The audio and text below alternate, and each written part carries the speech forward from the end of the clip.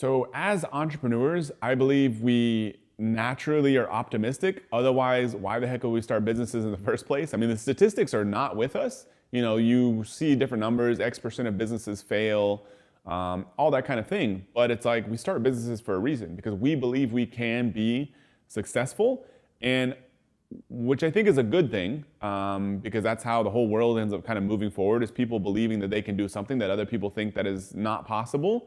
And so we have this kind of huge optimism bias, but at some point, I think it's good to have a practice to counteract that from getting you in trouble. Because if you're so optimistic that you take an unnecessary and kind of outsized risk, which I've done in the past, it can cause you a lot of pain, stress, heartache, money loss, all those kind of things. And so I believe there's a few simple strategies that'll allow you to still retain your natural sort of optimism and positivity about what you're pursuing, but then also reduce some of the risks associated with that. And so Charlie Munger would say, invert, always invert. And so this is one way to kind of counteract this, because constantly we're thinking, when we're looking at either solving problems or pursuing new projects, we want it to be successful, otherwise why would we be doing it? We're always naturally thinking, either explicitly or implicitly, is, how do I succeed? How do I make this successful? How do I make this work? That's one line of thinking. Another way to think is to turn it around, and rather than how do I succeed, how do I not fail? And so this is what Charlie Munger means by inversion. To solve a problem, sometimes it can be more effective to solve it backwards. Rather than how do I succeed, how do I not fail? So the first thing to think about is, what is it that you're trying to accomplish? Get clear on your goal, because that's going to help you sort of invert and find the opposite of this. And so do you want to grow your business to $1 million? Do you want to launch a new successful product? Do you want to grow to $10 million, $100 million, make Facebook AdWords, hire a successful employee, whatever it is goal that you're after. And it can also be non-business related. And then conduct what's called a pre-mortem. And so a post-mortem is if something, say, doesn't go well, and then you get together in a room with whoever and think about, like, okay, what didn't go well so we can learn for the future. That's after the fact. But you can instead conduct what's called a pre-mortem, which means you imagine ahead of time that, say, your goal is to get from nothing to $1 million in sales in a year with a new business.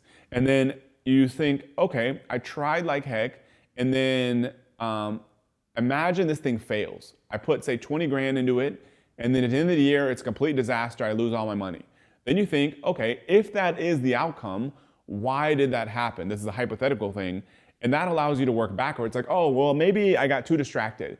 Or maybe the product was no good. Or maybe nobody wanted to buy it. Or maybe I couldn't make the marketing channel work. Or maybe I got, something else going on in my life.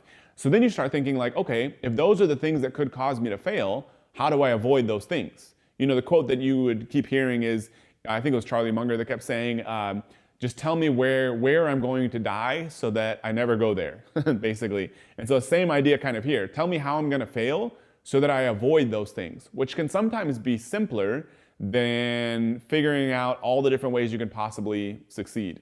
I believe he or some other people have given the example when it comes to happiness. So it's like, how do I be happy? How do I have a better life? One thing to think about instead is, like, rather than how do I be happy, like, how do I be miserable? Well, you screw people over, you lie to people, you cheat on your spouse, you gamble all your money away. So it's like, okay, these are the pretty obvious things. Let's not do those. And then my life is probably going to be pretty good. That's a simpler problem to solve sometimes. And another way to do the same exact thing other than the pre-mortem is to think in terms of probabilities. I find this one incredibly beneficial for entrepreneurs, because you may be like, oh man, I'm going to put all my money into this new product because I'm for sure it's going to be successful. Or some people investing in crypto, things like that. They're incredibly successful, but it's like, if you force yourself to think in terms of probability, like, what do you think is the probability of this thing actually working out? I've mentioned before that after selling $350 million worth of stuff online, I'm still not sure what products or marketing campaigns are going to work. And so for me, if I'm launching a new product, I may be really confident it's going to work, but if I force myself to think, like, what a probability I think is actually going to work? And I'm like, maybe 20%. And then I'm like, what percent of products have worked for me in the past? Maybe 10%. And so somewhere in there is how I should bet accordingly. If there's literally only a 10 to 20% chance this product or marketing campaign is going to work, then I shouldn't bet the whole business on it. Maybe I should still do it if I believe that that risk is worth a huge reward, but knowing that there's no guarantee this thing is going to work out. And so instead I'm like, okay, then maybe I'll only bet a small portion of the company's resources to see if this thing works out. Then once it proves itself to be one of those winners, then I can double down, increase my sort of risk there and stuff like that. I recommend doing the same exact thing here, is to think in terms of like, what do you think is the real probability this thing is going to work? What are the probability of different outcomes? It could do extremely well. It could do mediocre. It could do somewhere on the low side. Maybe get some outside opinions from other people that have experience in the same thing. That's going to allow you to sort of take risk accordingly. Because you still want to try stuff, but it doesn't mean you should bet the farm every time. So once you figure out what you want to focus on and you're kind of putting all your attention there and you decided this is the thing you want to do, start thinking about how you can invert, because this is going to help you avoid some of the heartache along the way. For example, we had a member of ours that her business was taking off. It was on this new marketing channel. It was kind of new for her, but it was exploding. She had really nailed this product market fit somehow or another. And like her business went from nothing to like 40,000 a month in sales, like out of nowhere. And then she was like, Matt, she's like, how do I make this thing like even more successful? I'm like, look, I was like, after all, this may not have been what she wanted to hear, but I was like, after all my experience, I think right now, and she's very young, I was like, you should be thinking more about like, how could this thing fall apart? Because it's going to naturally grow based on where you're at now. But what is more likely to happen is this thing's going to implode because of some basic things. Payment processor, which actually ended up being her issue. She got her PayPal account suspended and had all kinds of issues.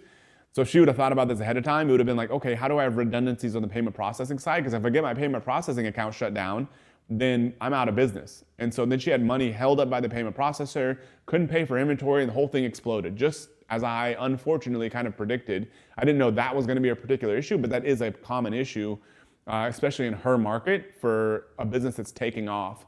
The other things that could have happened is she could have had customer service, some weird issue kind of blow up on customer service, and she hasn't built a team or infrastructure or scalability on there.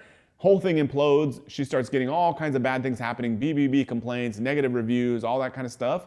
And so it's like, sometimes it's more helpful to think, if you got a good thing going, how do you keep it going by predicting ahead of time the thing that could go wrong?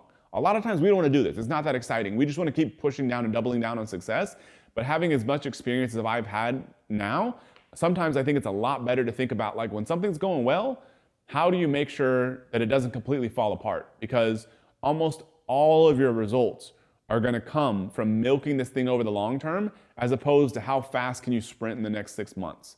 So take this principle to heart. Whenever you're trying to succeed at something, also think about, how do I not fail at this? And I believe you'll have a much easier journey as an entrepreneur. So to get all these episodes for free and all future strategies and tactics that I have to share with you, please subscribe to my podcast on your favorite podcasting platform, or subscribe to my YouTube channel, and I'll see you next time.